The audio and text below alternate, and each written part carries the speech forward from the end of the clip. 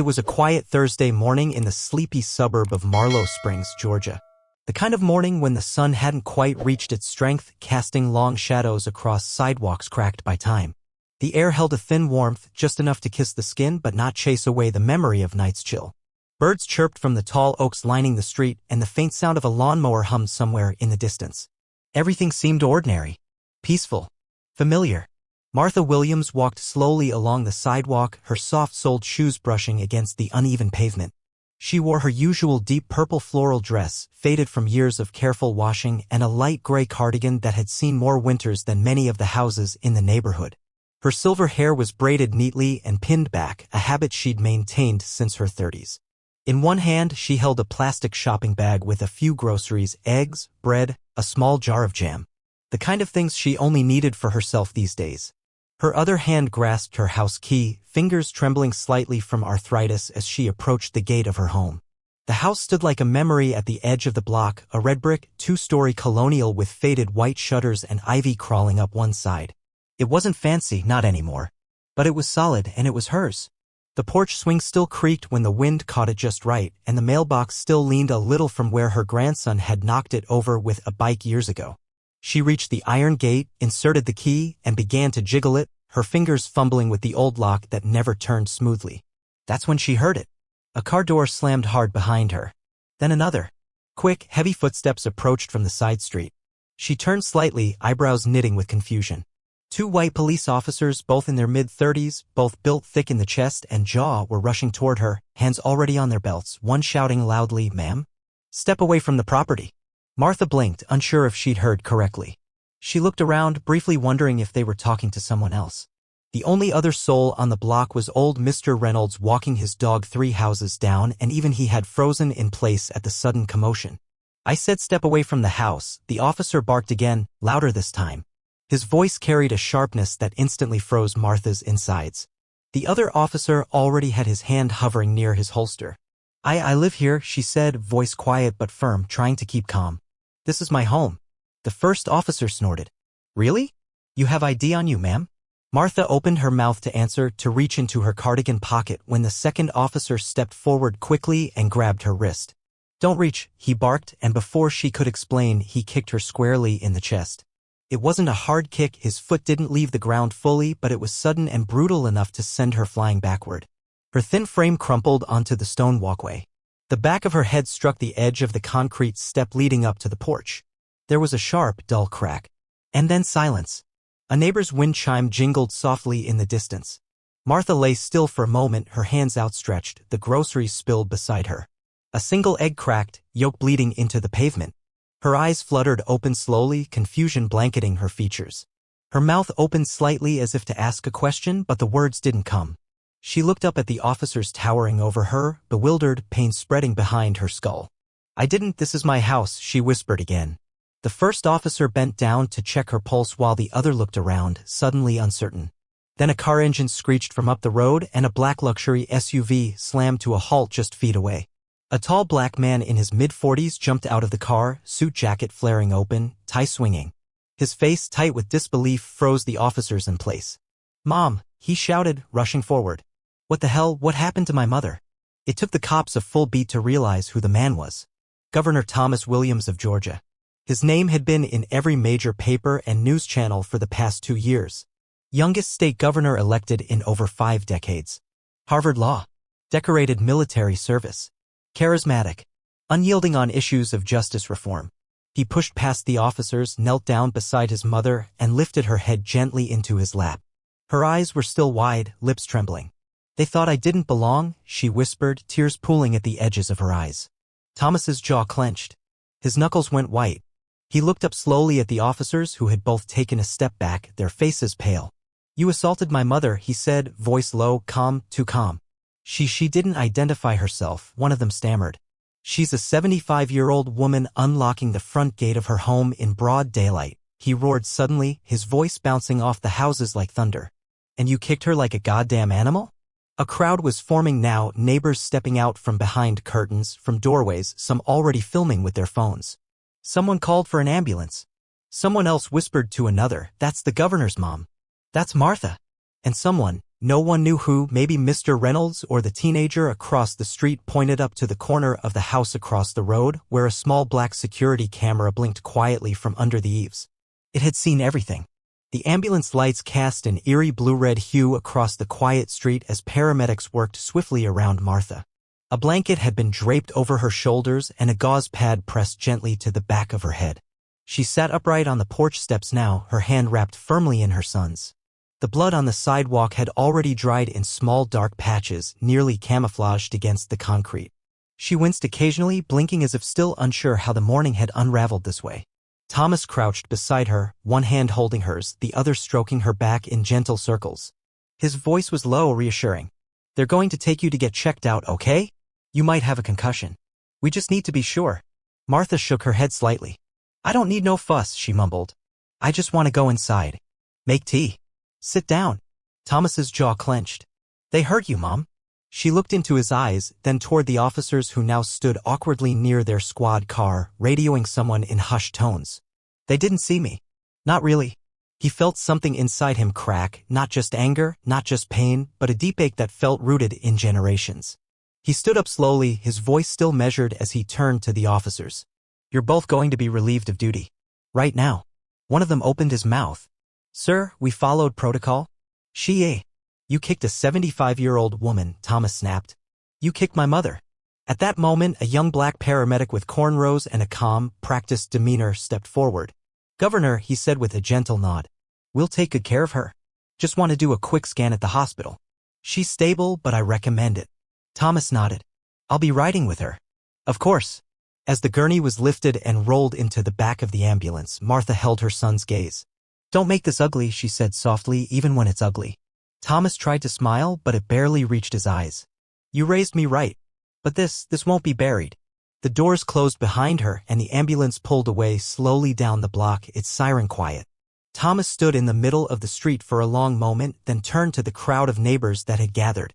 Many were familiar faces, some white, some black, some Asian, Latino, old, young, all watching in a kind of frozen awe. Most of them had lived on the block for years.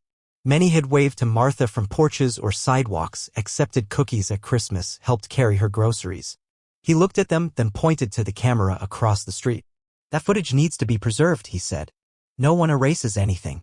Not tonight. Not ever." A woman in a nurse's uniform stepped forward. "I'll pull the backup.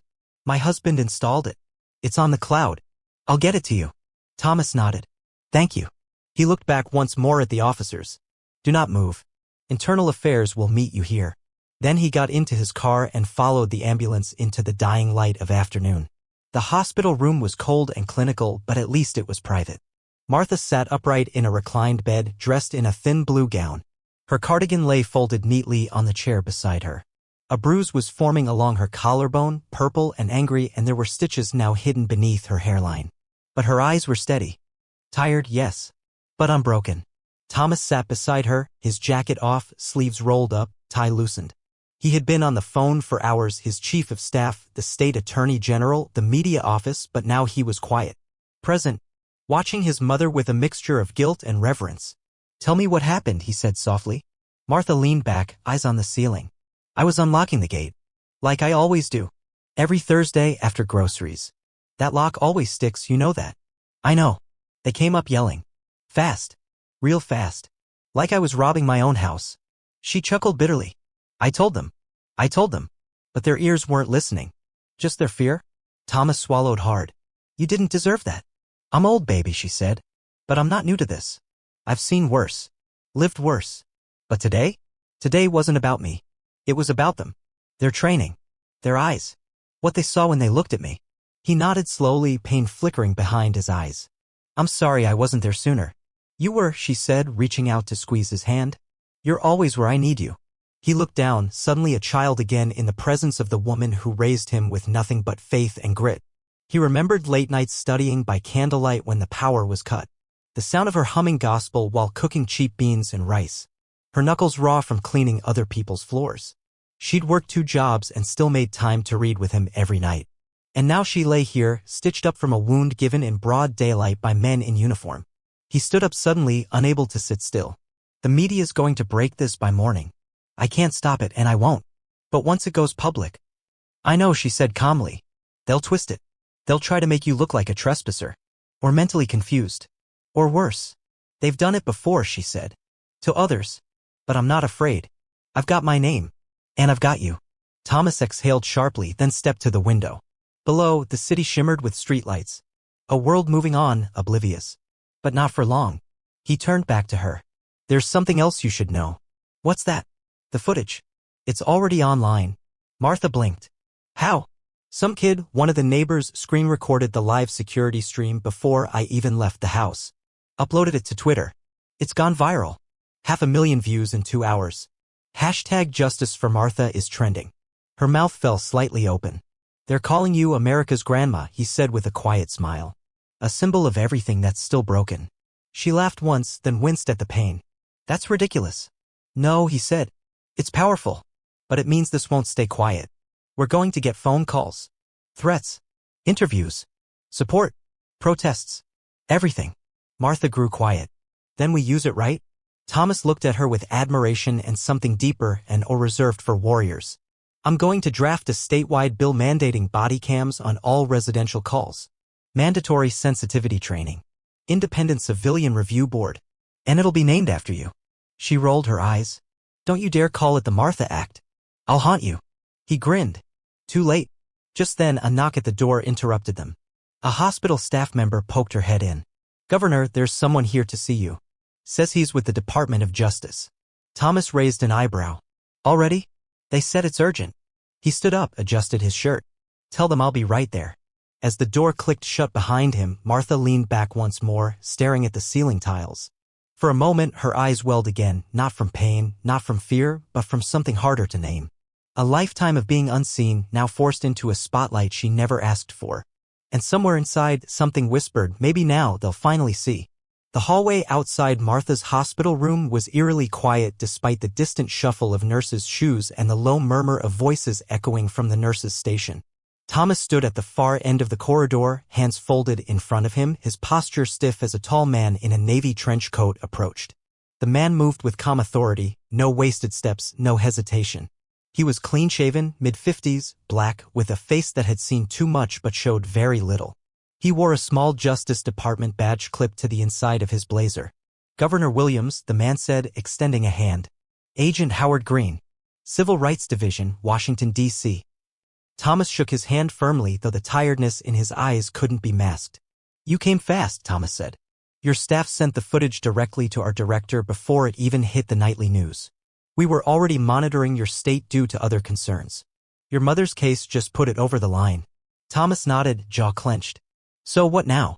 We're officially opening a federal investigation. Use of force, civil rights violation, possible misconduct. The officers are being placed on administrative leave, but that's just the beginning. You'll be contacted formally soon. Thomas hesitated for a moment. I want it all public. Transparent. Every word, every finding. Agent Green nodded. That's why I'm here in person. I wanted you to hear it from someone who means it. For the first time in hours, Thomas felt a sliver of something that resembled relief, not hope exactly, but the first brick of justice being laid. You're going to be a target now, Agent Green said quietly. Politically. Personally. The union's going to come after you. You're a black man calling out a white police department in your own state. It's not going to be clean. Thomas didn't flinch. Neither was what they did to my mother. Green nodded again. I'm staying in town for a few days. If you need backup, call me directly. Thomas shook his hand again. Thank you. As the agent walked away, Thomas exhaled, alone again for a moment. He glanced at the clock. It was almost midnight. He returned to his mother's room. She was asleep now, her breathing soft, hand tucked under her cheek like a child. For a moment, the image fractured something deep inside him. All he saw was a fragile woman who had sacrificed everything for him. All she had wanted was to make it home safely. To sit down. To drink her tea. To be left in peace. And now she was the face of a national reckoning. He stood silently beside her for a few minutes, then walked out again and made the call he had been dreading all day. At 7 a.m., Thomas stood before a podium on the steps of the Georgia State Capitol. Reporters crowded the plaza. Cameras flashed. The sun burned through the early haze. A live stream carried his face into living rooms and phones across the country. Behind him stood 24 state representatives, some black, some white, some Latino, all standing not as politicians but as citizens. as human beings who had seen enough. My name is Thomas Williams. I'm not here today as governor. I'm here as a son. And I'm here as a man who refuses to be silent. His voice was steady, low but resolute. Yesterday, my mother, Martha Williams, age 75, was assaulted in front of her own home by two police officers responding to what they called a suspicious individual. That individual was a grandmother, a church elder, a lifelong resident of the state, and she was kicked, knocked to the ground, and treated like a criminal for the crime of trying to open her own gate. He paused, letting the silence draw in tight around him. Some will say this is a misunderstanding. I say it's a mirror, and we can no longer turn away from what it reflects. He continued, announcing the upcoming legislation, the Williams Accountability Act. It would include independent civilian review boards in every county, mandatory de-escalation training, and strict policies for force used on unarmed civilians, especially elders. As the speech ended, applause rippled through the crowd. But it wasn't jubilant. It was solemn. It was righteous. It was people realizing that the tipping point had finally arrived. Back at the hospital, Martha watched her son's speech from her hospital bed, a small tear slipping down her cheek as his voice echoed from the TV overhead. She never imagined this life. Never asked for cameras, for bills named after her, for hashtags. She just wanted safety, dignity, peace. The nurse, Latina, soft-spoken, maybe in her 30s, walked in carrying a breakfast tray and smiled kindly. Your son's a powerful speaker. Martha gave a tired laugh. He was always a talker. Even when I was trying to sleep. He's doing the right thing. Maybe. But it's heavy what he's lifting. The nurse set down the tray. You lifted it first. 2 days later, Martha returned home. A private medical team had cleared her for rest, and police presence was quietly stationed a few blocks away, not flashy, not meant to alarm, but the world had changed. She knew that the moment she saw the cameras waiting at the end of the street. As her car pulled up to the familiar red brick house, she gripped the handle tighter. There were flowers on the gate now, candles, notes of love taped to the sidewalk. A small sign hung from the fence. We see you, Martha. She wasn't used to attention. Not like this. Not for something like this. Thomas opened her door and held her hand. She stepped out slowly, her cane tapping the ground, her eyes scanning the street like she was seeing it for the first time. Then she saw the boy. He couldn't have been more than 17, black, tall and skinny with a frayed hoodie and Air Jordans. He stood near the sidewalk, holding a phone in his hand and a bouquet of cheap grocery store flowers. Their eyes met. I recorded the video, he said softly. Martha blinked. I just thought they needed to see it. She walked toward him. The cameras behind her zoomed in. She took the flowers with both hands, her face unreadable for a moment. Then she nodded once. Thank you, baby. He looked like he was about to cry. The moment went viral within hours.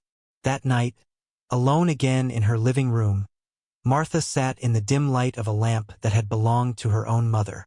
The tea on the table had gone cold, untouched. The silence was heavy, but not lonely.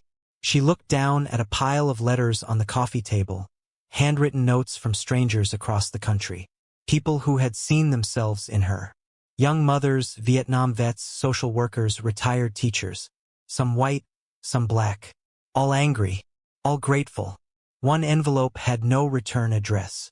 Inside was a simple folded paper. I was one of the officers who came that day. It read, I can't sleep. I know what I did. And I know I will be held accountable. But I want you to know. I see you now. I didn't before. But I do now. Martha sat still, paper trembling in her hands. Her fingers brushed the edge of the letter, then gently folded it closed. She placed it in a drawer beside the couch, where other letters lived. Old birthday cards, drawings from her grandkids, receipts from groceries long eaten. She whispered aloud to the empty room, as though God or her ancestors were listening. They're finally starting to look. And outside her window, candles still flickered. 3 weeks had passed since the morning Martha Williams was thrown to the sidewalk by officers sworn to protect her. But for Martha, time had taken on a strange rhythm. People still came by with flowers. Letters arrived by the dozens every day. Some were angry. Some were reverent. Some just said, thank you for being strong. But she didn't feel strong. Not really. Every time she heard sirens in the distance, Something in her body flinched. Not out of fear. She was too old for that. But out of memory. Out of the echo that lived behind her ribs now. She had walked the same block for over 50 years. Known every face. Nursed neighborhood children when they scraped their knees. Led prayer circles in the church basement. But ever since that morning, something had shifted subtly, but irreversibly. She couldn't unfeel the weight of a boot in her chest. She couldn't unsee the look in those officers' eyes. Blank. Dismissive. Already guilty of deciding who she was. Thomas came by less now. Not because he didn't want to, but because the world wouldn't let him. Since the incident, he had been pulled into national media circuits. Meetings with federal agencies, backlash from law enforcement unions, and interviews with grief-worn families recounting their own stories. He carried their names on his back like a quilt sewn with pain. Terrence Walker, age 42, died during a traffic stop. Alma Rivas, age 66, pushed face-first into a cruiser door. Curtis Blaine, 16, tasered outside his own home. Each name reminded him why this fight mattered. Each one reminded him of his mother. And still, every time he stood in front of cameras or lawmakers, someone always asked the same question. Is this just political theater? He never raised his voice. He simply pointed to the footage. And then to the face of a 75-year-old woman who would rather sit on her porch in peace than wear the crown of a movement. One Thursday morning, Martha opened her front door to retrieve the newspaper and found someone standing at the gate. She recognized him immediately. One of the officers. Not the one who kicked her. The other one. He looked smaller now. No uniform. Just jeans, sneakers, and a long-sleeved gray shirt with sleeves rolled up to the elbows. He had a paper bag in one hand and a tremble in the other. She didn't move. She didn't speak. He raised the bag slightly. They told me you like the strawberry jam from Doyle's Market. She said nothing. I came because I didn't know where else to go, he added. They let me go. Last week. And I'm not here to justify anything. He exhaled hard. I never saw you. That day. I looked at you. But I didn't see you. Not as a person. Just something else. Something the job trains you to scan and control. She finally spoke. You thought I was a threat? I didn't think anything. That's the problem. I just reacted. She stepped down one stair. Then another. Her cane tapped the cement as she came closer. He lowered his gaze. I've served this state for 27 years, she said. Raised my son here. Paid my taxes. Took care of this neighborhood like it was my garden. And I've walked through that gate thousands of times. But all it took was 1 second. For two men with guns and fear to erase all that. He swallowed hard, throat tight. I don't want your jam, she added. He turned slightly, ashamed. But I want you to remember this, she said, voice unwavering. Every time you see a little black girl walking home, or a tired mother struggling with her keys, or an old man talking to himself in the street, remember me. He nodded slowly, and then he left. She watched until he turned the corner, the bag of jam still clutched in his hand. Across the country, the video of Martha being attacked had sparked more than just outrage. It had awakened something older, dormant but never dead. Town halls filled up. Church basements swelled with voices demanding policy change. A retired nurse in Oakland began a petition to require elder-specific protocols during police response. A high school class in Minneapolis reenacted the arrest to explore systemic bias. A group of law students from Howard volunteered to draft an open-source civil rights defense toolkit. And at the heart of it all, quietly, was Martha's face. Even when she didn't want it to be. One day, her granddaughter came to visit. Layla, 19, sharp as a tack, second year at Spelman, always marching somewhere for something. Grandma, do you realize you've become a symbol? Layla said as she poured sweet tea into mismatched mugs in the kitchen. I didn't ask for that.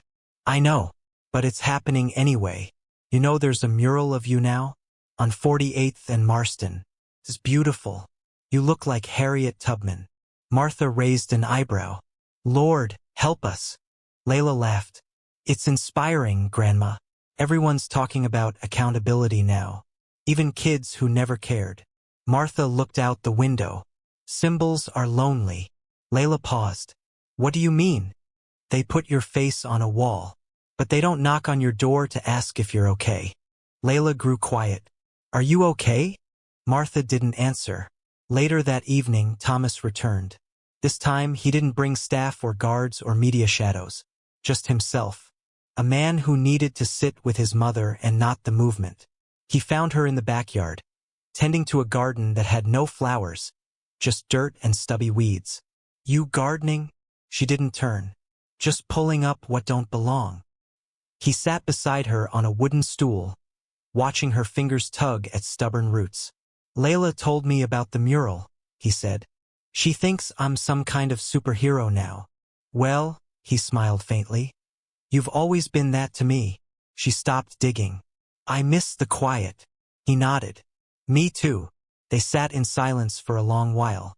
Crickets had begun their song, and the last pink hues of dusk bled across the sky. Martha wiped her hands on a towel, then looked at her son. You gonna survive this? He thought for a long time. I don't know. They want to wear me down. They want to turn it into politics. Discredit you. Distract the public. She reached out and placed a hand on his knee. Then don't fight for me, she said. Fight for them. The ones who don't get cameras. Who don't have sons in office. The ones who vanish, and no one asks why. He looked into her eyes, full of age and steel and softness. I will. That night, Thomas sat alone in his apartment, surrounded by bills and press clippings. But he couldn't sleep. He pulled out an old shoebox from the closet. Inside were photos, faded, wrinkled, of him as a child. His mother, young and proud, holding him at church picnics. Her apron smudged with flour, her laugh frozen in time. He found a letter she had written to him when he left for college. It had just 5 words. Don't forget where you started. He read it 3 times. Then he opened his laptop and began to write, not a speech, not a policy brief, but a letter to the public. To America. From a son. From a black man. From someone who had almost forgotten how close the sidewalk could feel until he saw his mother lying on it. And when he hit send, the world tilted again. The morning after Thomas posted his open letter, the country felt different. Not officially. Not legally. The systems were still intact, unchanged. The laws still bound by slow machinery. But in the way people talked. In the way they listened. In the way newscasters didn't lead with outrage but with empathy. In the way even opponents in the state legislature paused longer than usual when Martha's name was mentioned. The letter had gone viral overnight. It wasn't a press statement. It wasn't polished or branded. It was raw. Personal. It told the story of a son raised by a woman who gave everything and asked for nothing. It described walking into a hospital room and seeing her bruised face, still apologizing for making things hard for him. It asked a question, not to politicians or pundits, but to every reader. What would you do if this were your mother? The responses flooded in like a river finally breaking its dam. Thousands shared stories of their own mothers, grandmothers, aunts, neighbors, women who had lived quiet, dignified lives and been ignored, dismissed, even harmed. The letter had done what no camera, no protest, no court case could. It reminded people of something human. Something intimate. Something irrefutable. It reminded them that behind every headline was someone's mother. Martha, for her part, remained mostly still. Not physically, she still moved about the house, still stirred tea with precise rhythm, still took her slow walks through the garden path where her azaleas once bloomed. But emotionally she stayed grounded. Still. Like a tree that had lived through too many storms to be moved by any single one. She didn't watch the news anymore. She didn't need to. It came to her anyway, on postcards, on phone calls, in the trembling voice of the delivery boy who brought her groceries. But something inside her had changed. Not bitterness. Not fear. Not even grief. Something else. Something colder. Something that whispered, this country will use you even when you bleed. Layla had noticed it first. She came by often now, helping organize the mail, screening calls, reading her the news when it got overwhelming. But she saw it in the silence after headlines, in the way her grandmother would pause in the middle of buttering toast, staring out the window. Are you sad, Grandma? She asked one evening. Martha gave a small smile. No, baby. Just tired. Layla tilted her head. Tired of healing everyone else? Martha blinked. That's a mighty sharp tongue. Layla shrugged. I'm learning from the best.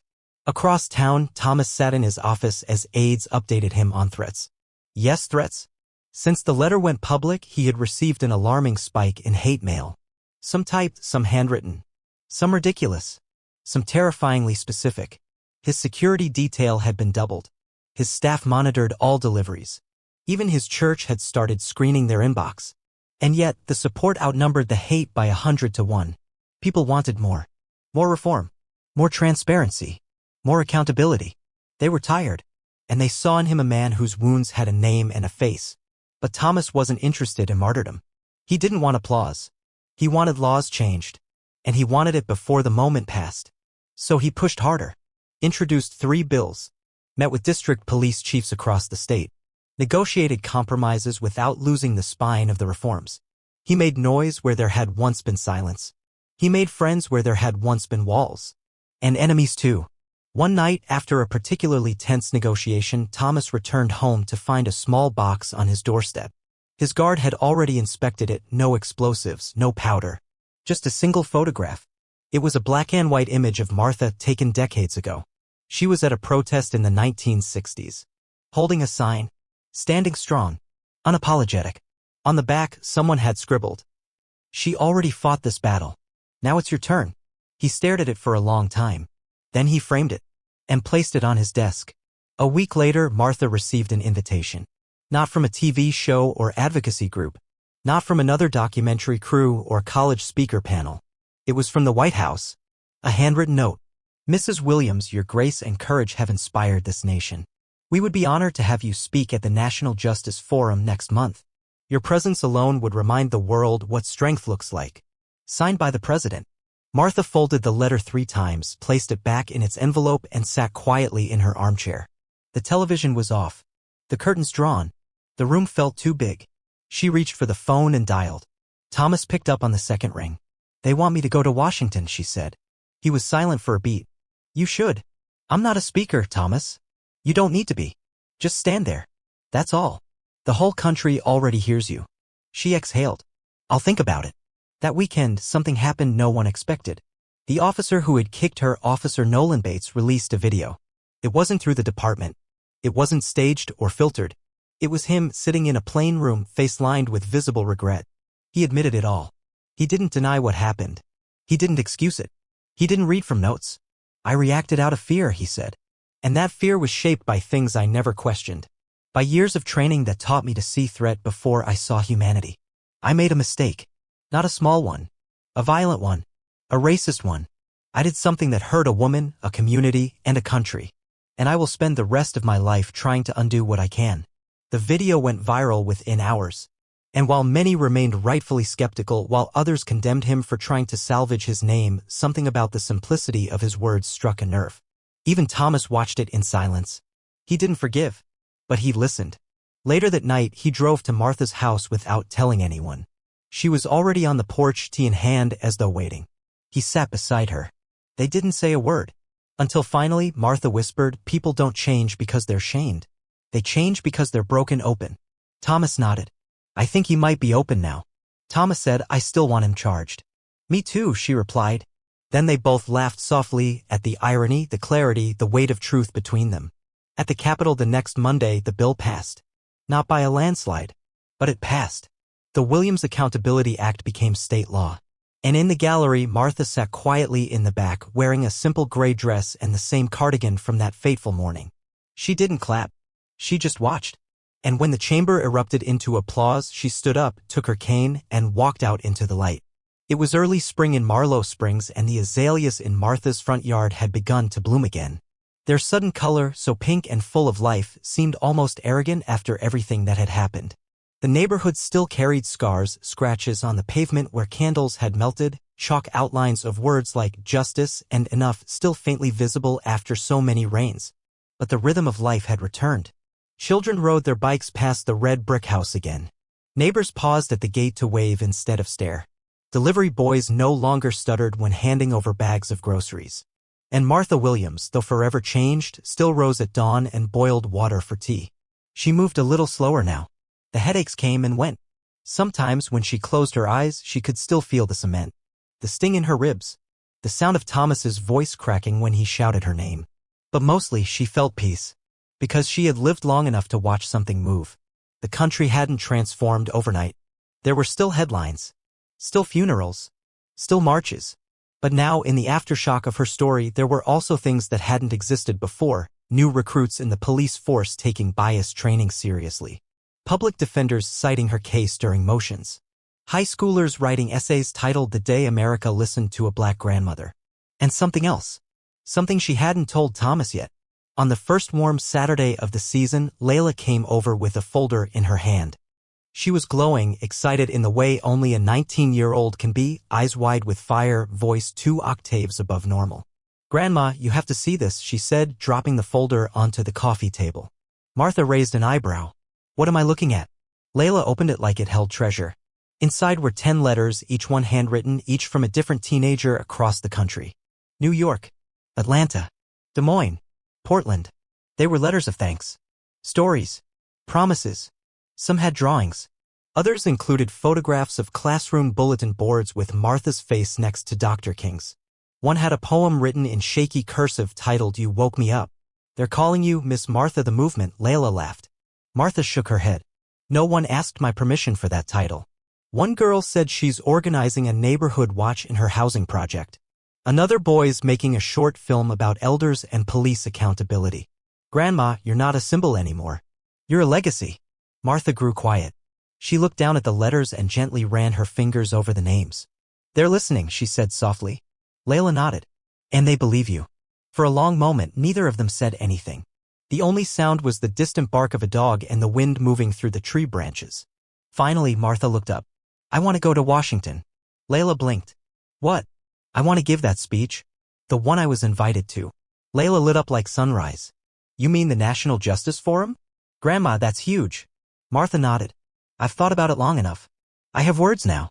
3 weeks later, Thomas stood beside his mother backstage at the Kennedy Center. She wore a simple navy dress with tiny white flowers, her cardigan pressed and repaired by Layla's careful hands. Her shoes were old but shined, and her face, lined, soft, and utterly composed, looked like it belonged on every dollar bill in the nation.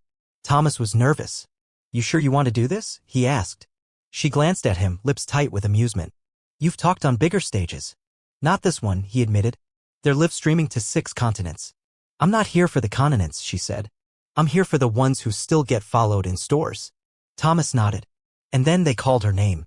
"Please welcome Ms. Martha Louise Williams." The room stood before she even reached the podium. The applause was thunderous, rising in waves that caught in her chest like music. She walked slowly, steadily. Her cane clicked against the stage floor, the sound echoing like a heartbeat. And then, silence. She looked out at a sea of faces, judges, senators, professors, survivors, students, and waited for them to stop seeing her as a symbol. Then she spoke. "My name is Martha Williams. I am 75 years old. I am not a celebrity. I am not a politician. I'm not on social media. I don't know how to go viral. But I do know how to stand at my gate. And I do know what it feels like when the people you pay to protect you throw you to the ground instead." The room froze. I was not supposed to survive that moment. Not because of the injury, but because the world forgets people like me. Old, black, female, quiet. We are not news. We are just numbers. But that day, someone recorded it. And the world saw. Her voice trembled, but not from fear. "I did not ask to become a face for change. I wanted peace. I still want it. But if the price of peace is silence, then I will be noisy until the day I leave this earth." People began to rise again, tears already forming, hands clutched to hearts. I do not speak for everyone, but I speak for the child inside me who was told to walk quickly and keep her head down. I speak for the woman who scrubbed hotel toilets while men looked away. And I speak for every elder who has earned the right to walk their neighborhood without suspicion. She paused, looked down at her cane, then looked back. "You will forget my name in time, but you must not forget what happened. Because if you forget, it will happen again. And next time, there might not be a camera. There might not be a governor's son. There might only be silence." She nodded once. "Don't let that happen." The room erupted. 3 months later, Martha sat once again on her porch in Georgia. There were no news fans now. No crowds. Just the sound of birdsong and the warm hum of a community settling back into its breath. A letter arrived. This one from the president again. Not an invitation. Not a thank you. A signature. The Martha L. William's Elder Protection Act had passed in Congress. Federal law. Nationwide reform. Mandates for non-lethal response protocols with elders. Community liaisons. National bias training certification. It wasn't everything, but it was something. She folded the letter and placed it inside her Bible. Next to her, Layla sat cross-legged, scrolling on her phone. "Grandma," she said suddenly, "there's a new video trending." Martha sighed. "Is it of me tripping over the garden hose again?" "No," Layla laughed. "It's a young boy. In Detroit. He stopped a neighbor from being harassed by police. He stood in the way. Quoted you." Martha raised an eyebrow. "Quoting me?" Layla played the video. The boy, maybe 14, stood in the street, trembling but defiant. His voice cracked. "If you don't see her, you don't get to touch her." And in the caption, someone had written, #Legacy of Martha. Martha leaned back slowly. The sun warmed her face. And for the first time in a long time, she smiled, not just politely. Not just from gratitude, but from hope. Down the street, a child on a pink bicycle passed her house, waving. "Hi, Miss Martha." She waved back. "Be good now." The girl giggled. "Always." And then she disappeared around the corner, pedals spinning, wheels squeaking. A future moving forward. And Martha whispered quietly to the wind, "Let her grow up seen." True change begins when we stop seeing people as threats and start seeing them as human. Respect has no age, no color, and no status. Every life deserves dignity, especially the ones we overlook the most. If this story moved you, don't stay silent. Hit the like button, share this video to open more eyes, and subscribe for more powerful, real-life stories that speak truth to power. Let's keep voices like Martha's heard.